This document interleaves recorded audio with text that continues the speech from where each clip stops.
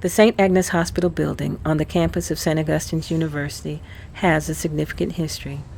The story of St. Agnes lies in the living legacies of the people and the communities she served from 1896 to 1961. The beauty of the St. Agnes story lies in the memories of the men and women who worked there, in the patients and the community that they served, and in our cities, our states, and our nation's history of medical apartheid. This is their story, our story, and your story. This is the untold story of St. Agnes Hospital. It was also known as the healing place, and even to know of folks now in the community that think so fondly of the hospital, knowing it was there for them, they had somewhere to go. And I think just that term, the healing place, speaks volumes about the legacy of St. Agnes, particularly in this community. It's very fascinating for me. Sometimes I meet people in Raleigh and they tell me I was born at St. Agnes Hospital, and honestly every morning when I drive by, there's not a day that goes by that I don't turn and look at the building. And I know it may sound funny, but I feel something, and I feel the importance. I feel that when I look at it, and every brick was laid by the students and the bishops at St. Augustine's prep school at that time, it just means something. It means it was built with love. If I were to list what I consider to be the real legacy or legacies of St. Agnes Hospital on St. Augustine's College, I would have to start with the fact that here we have in St. Agnes a prototype of what we might consider to be a typical Jim Crow hospital. And I think that history is so important to American history that it is certainly something that we can garner from studying what went on at St. Agnes.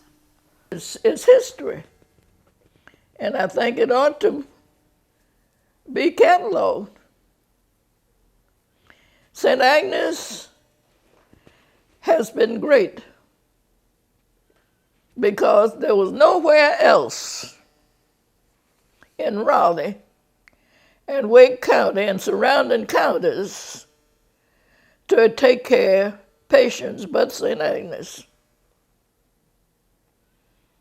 That old story that I've heard about being the only black hospital between Richmond and New Orleans, to me, it's not true, because there were other hospitals.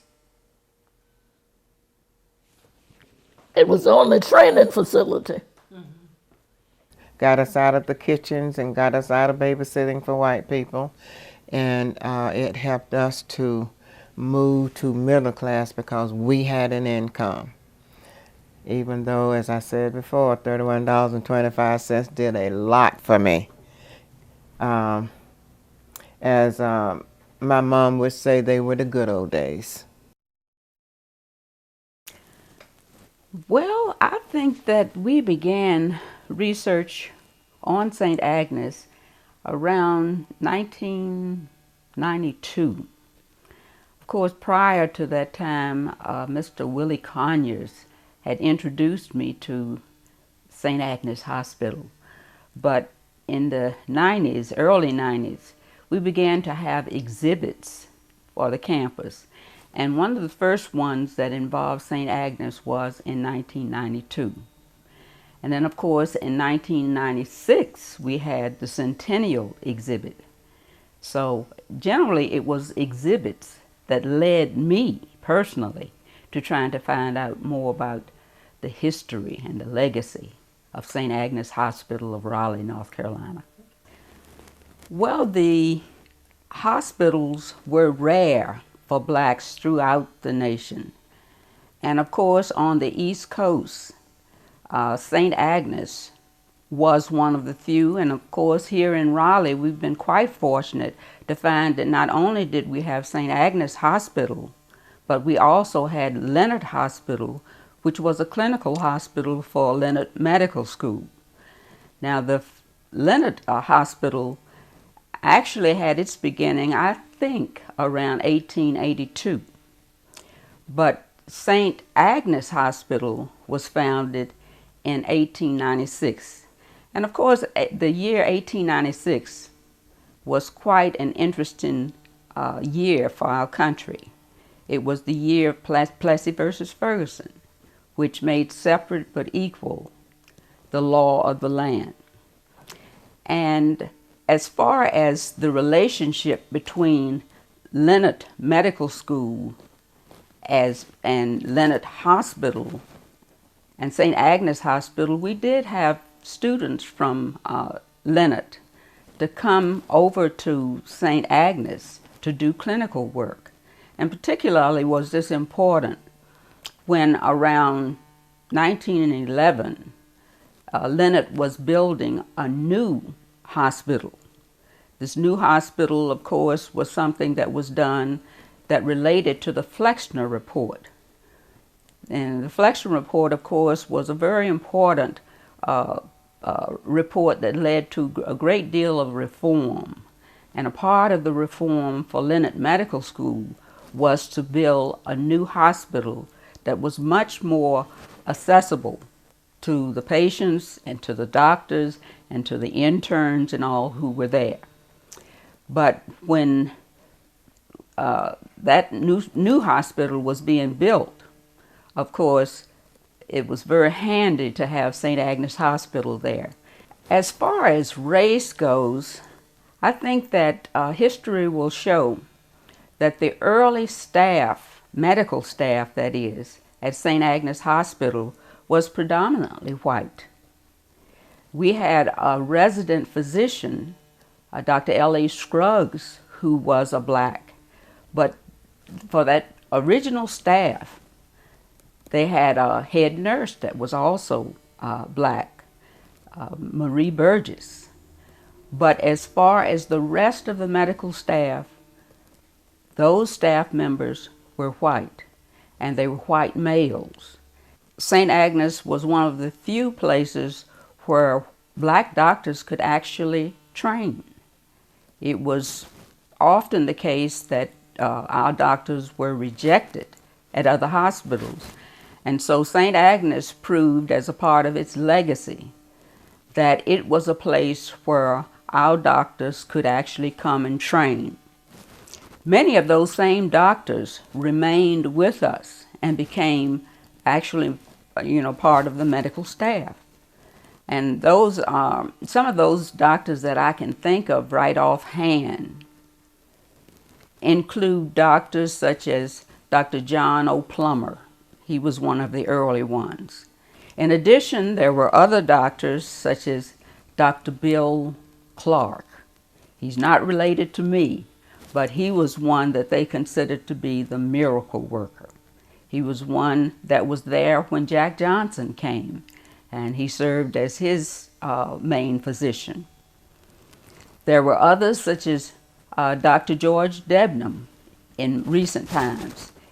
He, of course, did his internship as well as his residency, and then he stayed on to serve on the medical staff. The same was true for Dr. Chris Hunt. He was one who trained there, did some intern work there. And of course, he did his undergrad work at St. Augustine's College. But there were others that I can recall.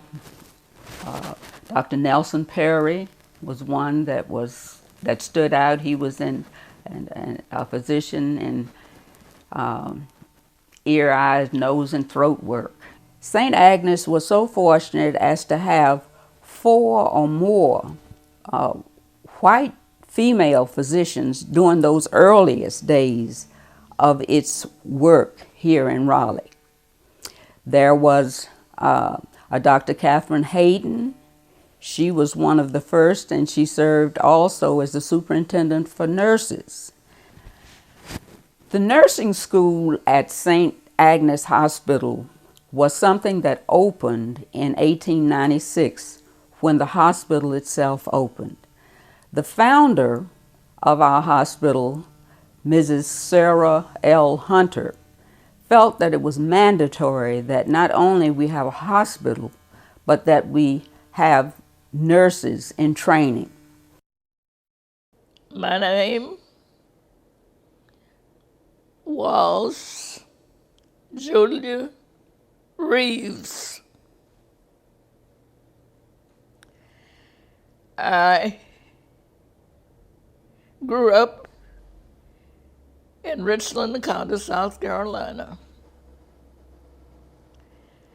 I got an opportunity to go to school. I was one of 10 children. I was the first one who ever got an opportunity to go to school. I was number 7 in the family. Wow. I graduated from high school in the upper third of my class. But during the senior year in high school, 2 of the faculty members from St. Augustine College made a return tour down through the South and stopped at our high school. They told us about the programs that were offered at St. Agnes, which included nursing at St. Agnes Hospital.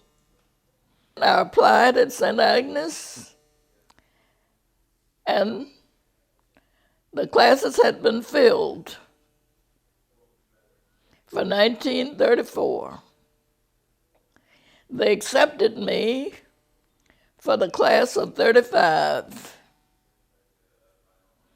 I had taken a job babysitting for a white family, making $2 a week after school and staying on the lot. I had nothing to lose. I decided I would stay and continue working and save my money and come to school the following year. In October of 1934, I graduated in 34. In October of 34, I heard from St. Agnes Hospital. They had some dropouts, and they wanted me to come on to school. They sent me a program directing what I needed to do, including what I needed to bring with me. I had 2 weeks to get myself ready, and I bought everything that was on the list and put it in the trunk. It included 6 white aprons, 2 yards wide.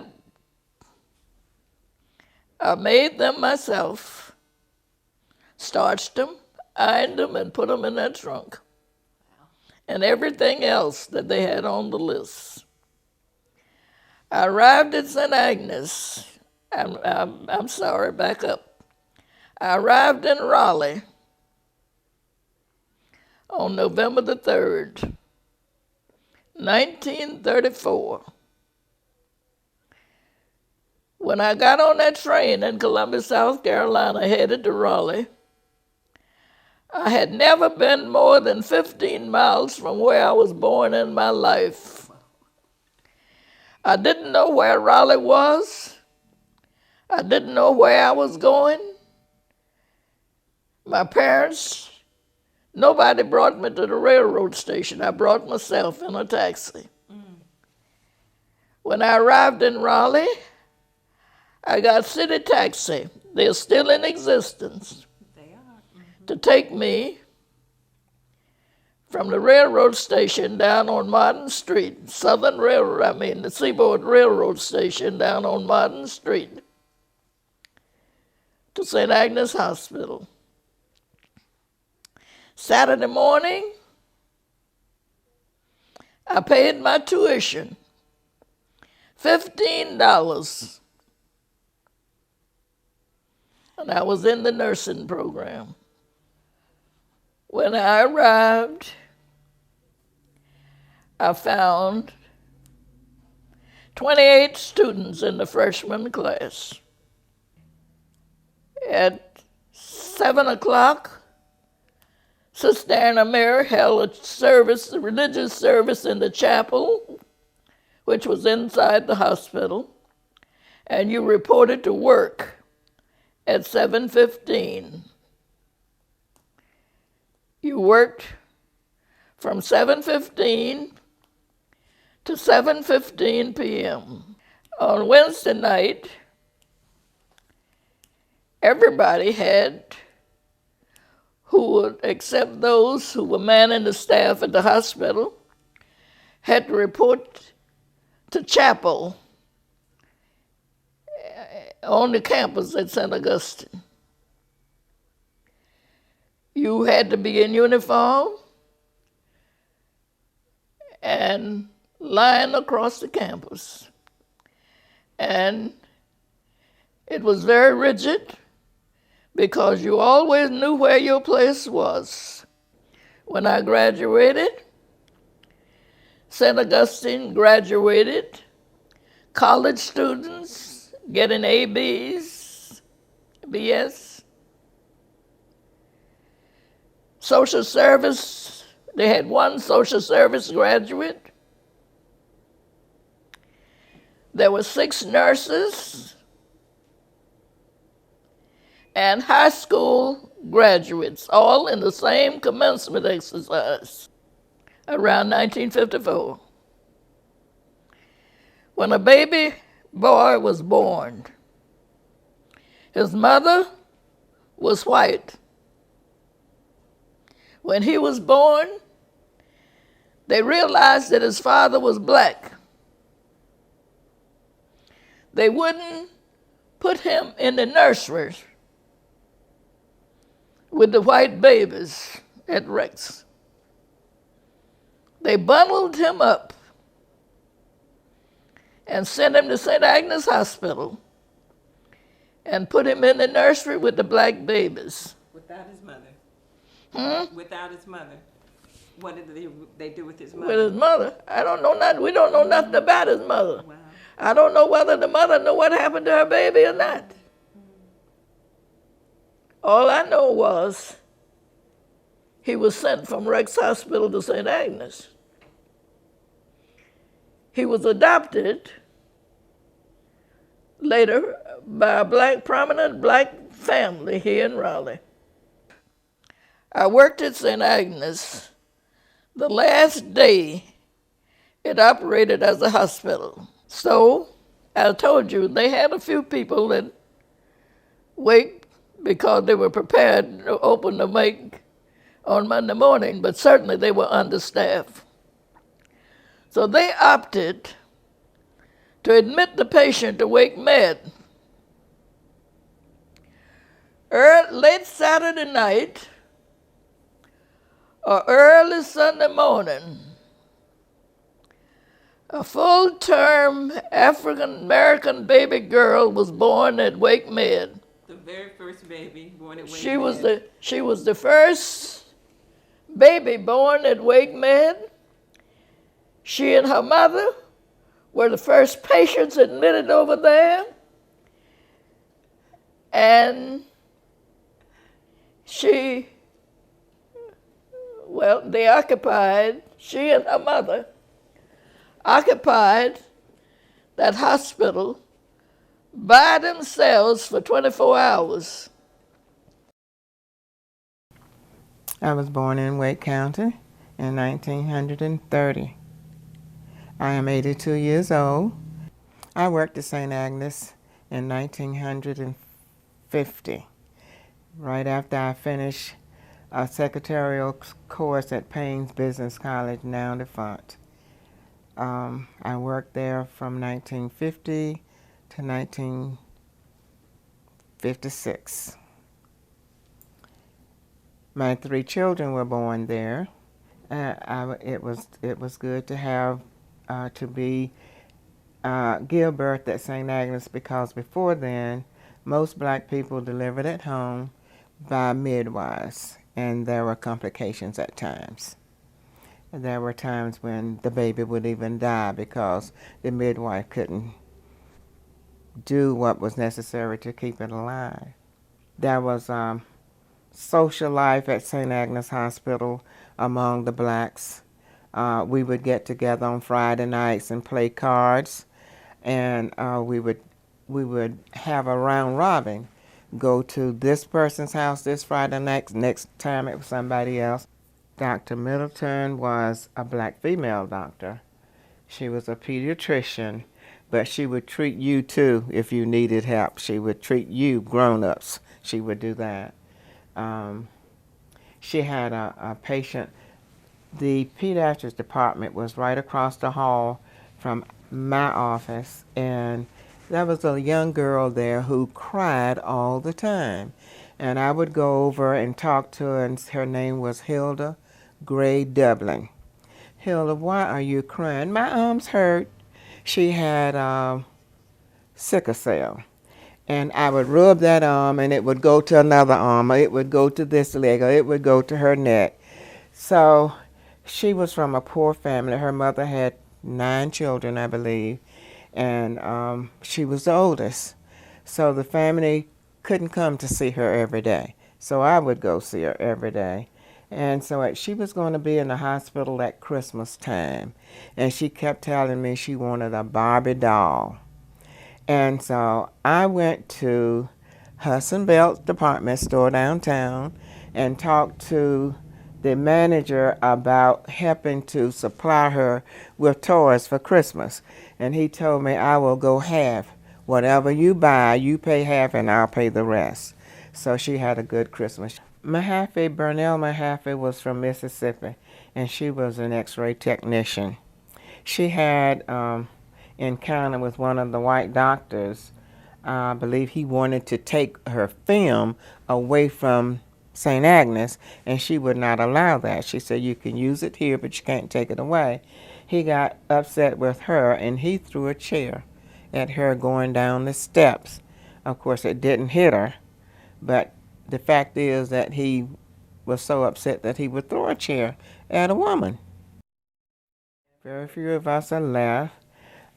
Miss Lillian Curtis, who was the insurance person who filed insurances at St. Agnes. She's still living. She's a good friend of mine. I talk to her every day. She's a little ailing right now, but she's a good friend. And talk to Dr. Dednam occasionally. He came by just last week to get some information on my sister who lives in Greensboro, who is a classmate of his from Shaw. Who else is living? Dr. Chris Hunt is living, but he is in an assisted living facility right now. I know a lot of people do not like to hear about some of the procedures that occurred there, like sterilization, but you know, we have to keep in mind that during those times, African American patients could not go and get care. Beginning in 1929 here in North Carolina, we had our first real sterilization law that was put on the books. Of course, we had something else in 1919, but they never used the term sterilization.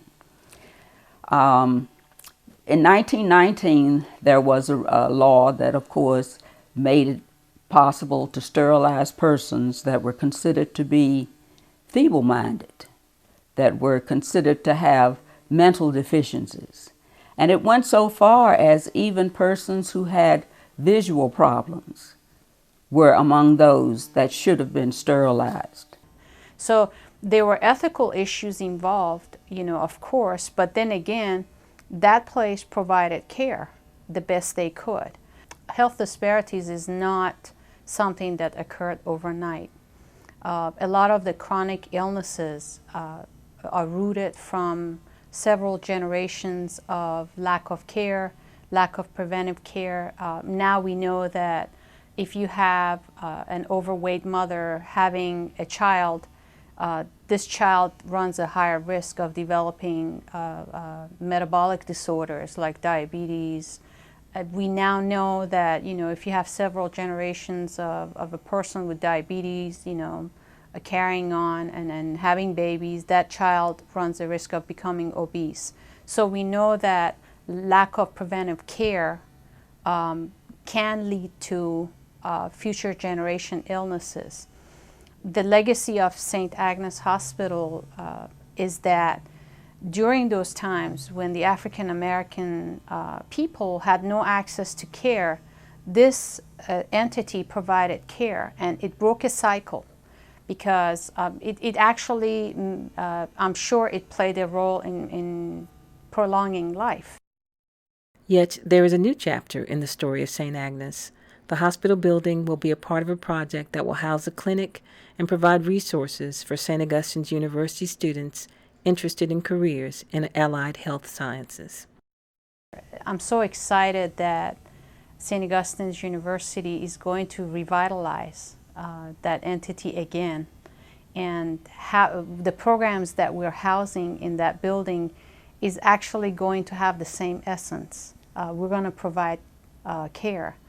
There have been discussions about Rex Hospital establishing an urgent care center there, so it will be in that neighborhood and provide immediate care so the patients don't have to go to the ER and sit for hours.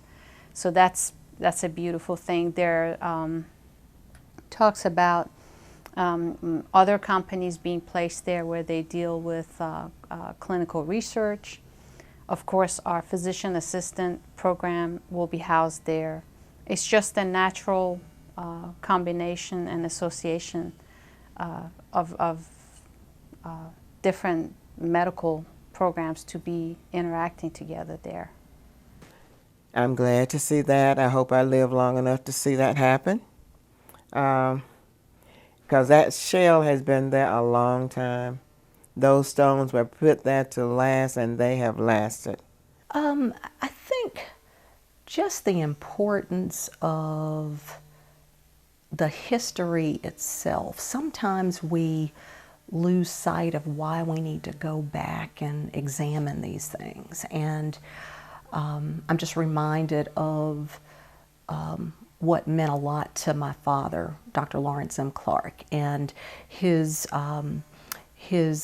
favorite Adinkra symbol was the Sankofa bird, where sometimes you have to go back to your roots and reclaim what you've forgotten in order to move forward. And there's so much in our history that provides an understanding of why we are where we are today, in addition to the lessons that we all need to learn about how to not return to those same positions, especially positions of inferiority that exist. And I think that St. Agnes provides an excellent history lesson about that. So just to know that there was this hospital, there were nurses that were being trained there, is certainly a key part of our legacy. The fact that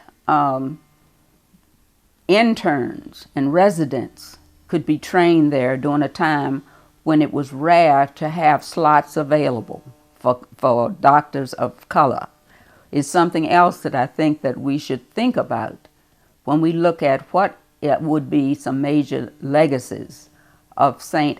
Agnes Hospital. And thank you all for listening.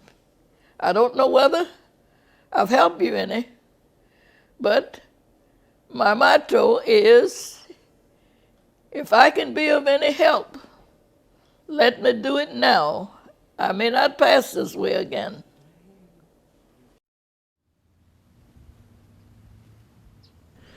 The true legacy of St. Agnes is still unfolding, and the legacy of this hospital and the dreams it represented live on.